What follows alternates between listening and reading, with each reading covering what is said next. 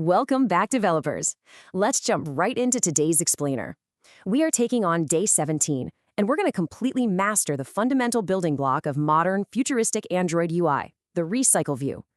If you've ever scrolled through an app seamlessly and wondered, how on earth does it display thousands of items without my phone just bursting into flames? Well, you've experienced the power of what we're breaking down today. It's the absolute gold standard for displaying large, dynamic lists with incredibly high performance. Here is our roadmap for today. We'll start with an introduction to RecyclerView, then break down the core components architecture, dive deep into adapters and view holders, explain layout managers, look at some real-world applications, and finally wrap up with our conclusion and next steps. All right, Section 1, Introduction to RecyclerView. To truly appreciate why RecyclerView is so essential, we kind of have to look back at the problem it was created to solve. Remember the legacy list view system? It was notorious for wasting memory. It essentially tried to create a brand new view for every single item in your dataset. So if you had 1,000 items, ListView would try to manage a massive amount of views, constantly calling expensive methods under the hood. It was laggy, it drained the battery, it was just a mess. RecyclerView entirely changed the game. It literally only allocates the item views that actually fit on your screen. As a view scrolls out of sight, it's recycled and reused to show the next item coming up. Moving right into Section 2, Core Components Architecture. Let's pop the hood on this machine to see the 4 main components that make this incredibly smooth scrolling possible. You can see the high-level relationship here. Your dataset flows into the adapter, which acts as the bridge, and then to the layout manager, which physically places things inside the Recycler View. You really want to think of the Recycler View itself as just an empty container. It relies completely on the adapter to bring the data to life and the layout manager to decide exactly where that data should sit visually. By splitting up these responsibilities, we unlock massive performance gains. We get buttery smooth scrolling and default animation support that just frankly wasn't possible before. Because the components are separated like this, if an item is added or removed from your list, the built-in item animator can perform beautiful crossfade or slide animations totally automatically. You don't have to write complex custom animation logic from scratch anymore. Okay, Section 3. This is really the meat of it. Adapters and view holders.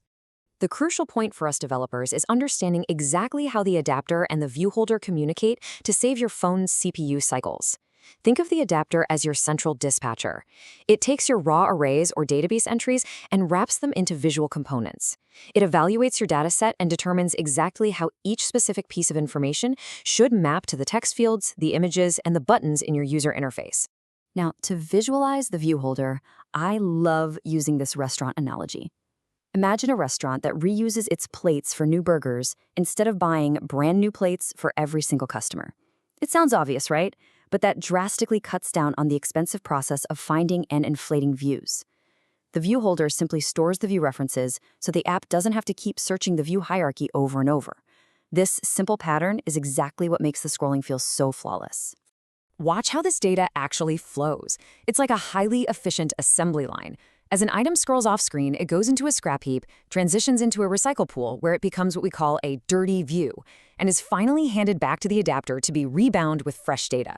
A dirty view just means it's a view that still has the old, wrong data in it. The system intercepts it before it gets deleted from memory, scrubs that old data, and slaps the new data right on top of it.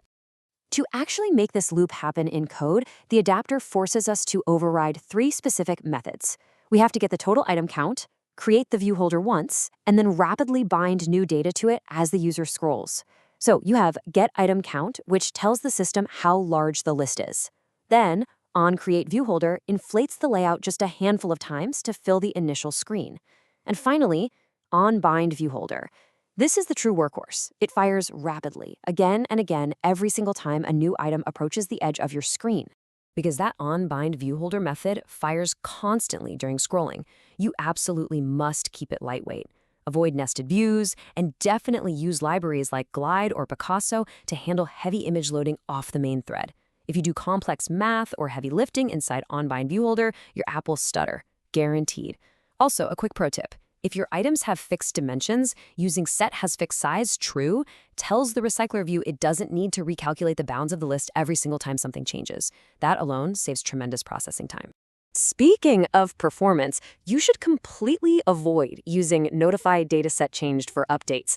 It's a massive pitfall. When you call this method, the recycler view basically throws its hands up, assumes your entire dataset is completely different, creates a whole new instance of the adapter, and expensively rebuilds every visible view.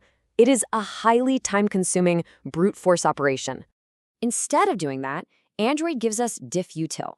It calculates the exact list differences in a fraction of a millisecond. Take a look at these benchmark tests from a Nexus 6P.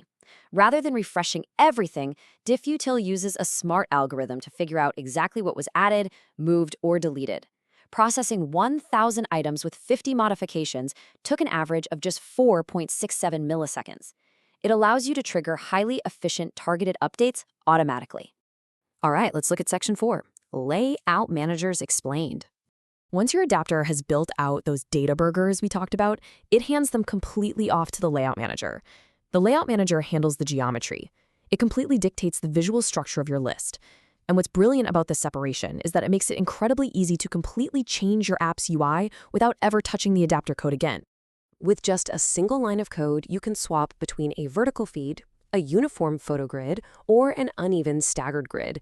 Linear Manager handles your standard scrolling lists. Grid Layout Manager forces items into strict rows and columns, and then Staggered Grid Layout Manager is perfect for items with different heights, creating that really cool interlocking offset look you see in popular gallery or inspiration apps. Section 5, Real-World Applications. So where exactly do we see this neon data flow out in the wild? Well, pretty much everywhere. Almost every modern Android app relies on this exact architecture. From infinitely scrolling Instagram feeds to highly dynamic WhatsApp chat screens, YouTube lists, massive Spotify playlists, there are over 6 billion people using Android devices globally. Whenever they are browsing content seamlessly, they are interacting with the precise code mechanics we have mapped out in this explainer today. And finally, Section 6, Conclusion and Next Steps.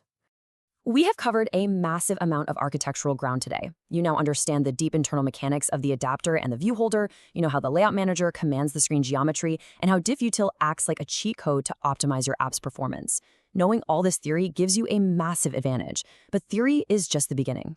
I'm excited to share that up next, we have Day 18, where we will tackle the full Recycler project, writing a real app from scratch. Plus, for those interested in the production side, I'll be sharing my CapCut editing timeline and the PPT slides for this entire video series so you can dive even deeper. So with all this power now at your fingertips, what kind of infinite scrolling experience are you going to build first?